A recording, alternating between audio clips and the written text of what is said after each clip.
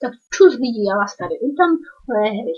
A můžeme si tady zahrát Far Cry 3, Vietcong, Assassin's Creed. Tady mám ještě pár her. Crysis Warhead, to mě překvapilo, že jsem ho dokázal stáhnout a to jsem ani nečekal. Myslel jsem, že se mi... No, víte co ne? Že se zavíruje počal, už byl 3krát zavírovaný.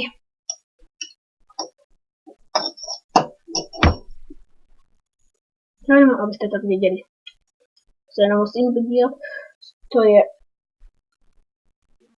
Dneska je 18. takže to bude tady toto. Dobrý. Takže to ještě nenahrávám. A tak co je, no, můžeme si zahrát ještě jeden program. Jo, napište mi do komentářů, co byste chtěli.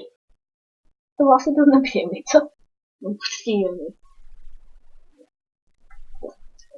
A nic. Tak. Asasina, to chci se taky na to,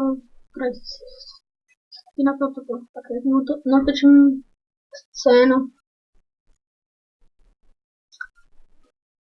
Tak jo, jenom abyste to věděli.